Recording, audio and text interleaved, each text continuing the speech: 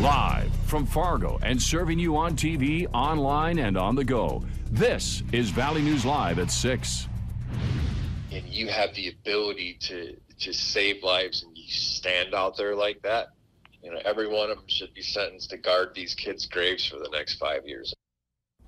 As the nationwide gun control debate ramps up, there's new criticism on how law enforcement should react to an active threat situation. This comes as Republican lawmakers are calling on the governor to suspend the Broward County Sheriff for incompetence after multiple warnings that the shooter and a deputy failed to enter the Parkland, Florida school after shots were fired. Valley News Team's Ryan Laughlin looks into how North Dakota agencies are trained to react to an active shooter.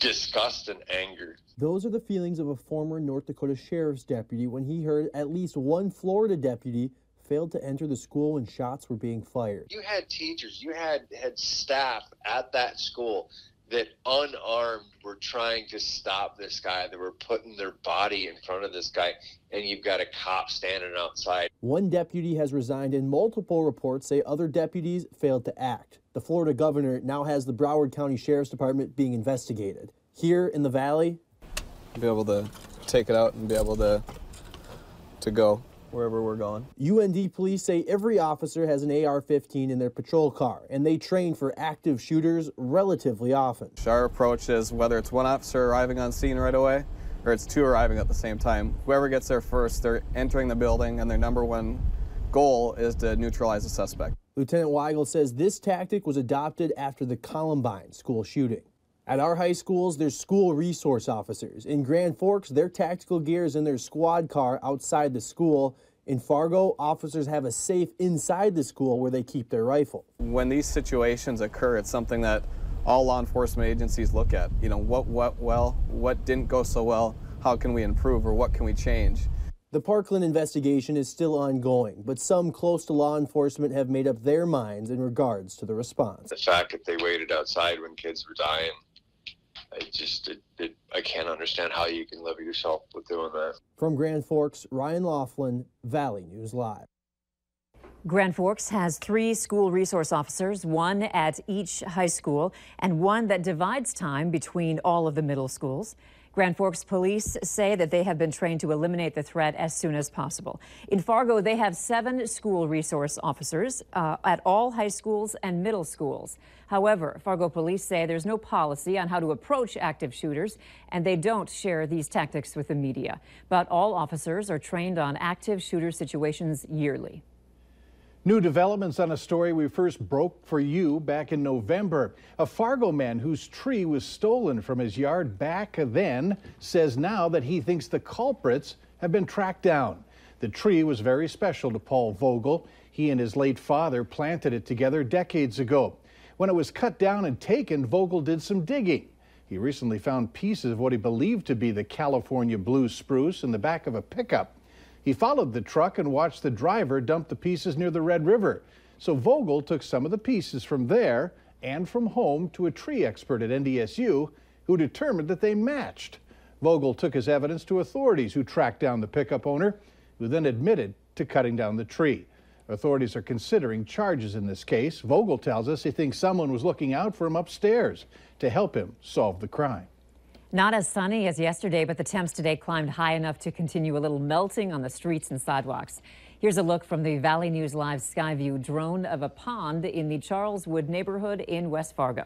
Let's find out from Robert what our weather will be like tonight. Robert? We'll continue to see some quiet conditions as we head through this evening. And yes, we do have some cloudiness that's made its way on through, but the sun's setting just beneath those clouds off to our west, creating a pretty nice sunset. Temperature-wise, still in the 20s and 30s across the region. Winds lighter than they were earlier, but still a bit of a breeze.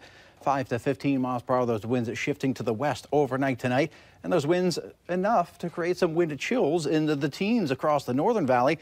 13 in Hallock, 14 in Thief River Falls, 16 in Langdon. There are the clouds. They'll be thickest through the next several hours, and then some occasional high cloudiness during the overnight hours. Underneath those clouds, showing a little bit of precipitation, but anything falling is not reaching the ground. As we head through the evening hours here in Fargo, temperatures slowly dipping through the upper 20s into the mid-20s by the 9 o'clock hour. Quiet weather continues toward the rest of the work week, but the weekend looking a little dicey. Well, the details on that coming up in just a few minutes. All right, thanks, Robert.